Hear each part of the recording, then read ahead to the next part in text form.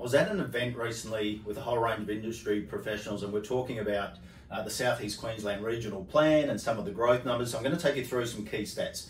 There was quite a few things that came out of that I found incredibly frustrating, which we'll talk about over time. But I just want to help you to understand the type of product that is needed, that is going to help you to maximize your return when you're investing. So bear with me for some stats for a second. It's going to be worthwhile. So here we go. So the South East Queensland Regional Plan tells us that on the Sunshine Coast by 2043, we need 80,000 new dwellings. Now I'm about to say that is a ridiculously low number, and I'll show you why in a second. The next one is, but understanding part of that is 24,000 of those are what they call greenfield. So, new estates. So like Aura and, the proposed Beerwah East and the like. And then 56,000 is infill, small little land estates, but most of that is about apartments and going up in density. So that makes up the 80,000 dwellings. So in 20 years, 56,000 apartments or other infill. So I'll come back to that. First one, when you look at the projected growth numbers, and we've talked about this before, about how the modelling is entirely wrong. So if you look at, this has been the growth of Brisbane, Gold Coast, Ipswich, Logan, Moreton Bay, Sunshine Coast. So the blue is, and obviously this is not to scale, just a graphical representation, but it talks to the growth that we've seen over the last 20 years. What they're talking about here is the growth rates for the next 20 years. So you see that Brisbane comes down slightly at a lower rate, Gold Coast, Ipswich, Logan and Moreton Bay are jumping. So on that same basis, you would then expect that the Sunshine Coast would be up here somewhere. For individual game-changing infrastructure, which there is no modelling for, historical modelling to show how impactful that'd be. Certainly not the confluence of those four, right? So once in history type events, imagine putting that into the modelling, blow it all through the roof. But this is the failure in the models. In fact, what happens in the Sunshine Coast is our modelling at the Queensland Statistician's Office is different to how they model all of this. And there's some fundamental flaws in what they're doing and how they're predicting. So what they're actually saying is, to come up with this number, is the Sunshine Coast is actually going to have fewer people turning up every 5 years. So if 100,000 people turned up in the last 5 years, next 5 years be 90,000, 5 years after that be 80,000 and 70,000.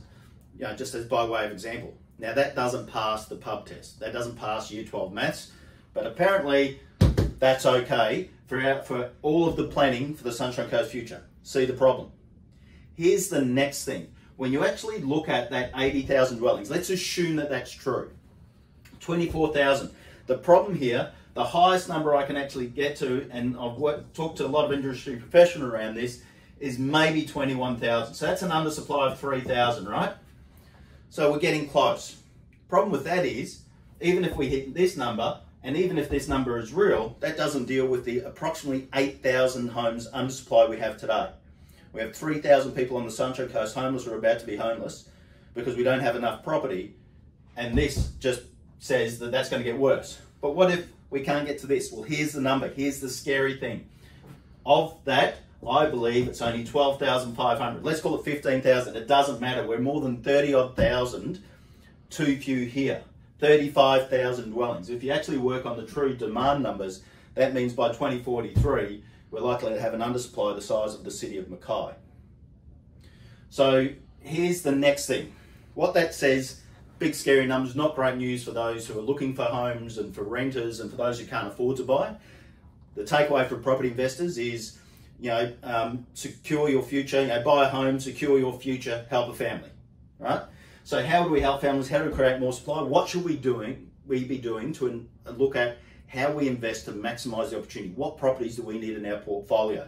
So here's the next interesting stat, is that of this 80,000, the data tells us that we need 50,000 1- and 2-bedroom homes. Now the problem with that is, the most expensive thing to build is a 1-bedroom. The least expensive is a 4-bedroom. But if you want to know what kind of product we should be looking at, we should be looking at where we can buy 1- and 2-bedrooms, because it's going to be the most affordable, it's where the most demand is, and it will be in the greatest undersupply. Obviously, if there's an undersupply, you're buying property, you're going to do okay. But what should you be buying is where most people can pay the most money for. Most people are competing for in both rents and capital growth.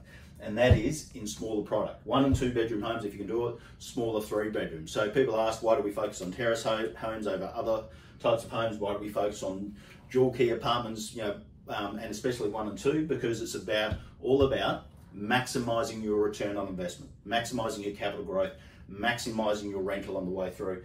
That's what we need to focus on. We need to get angry about all of this stuff, but the practical outcome is buy a home, secure your future, help a family, everyone's a winner in that, and then we'll just manage the battle and the fight with council and the bureaucrats in other times.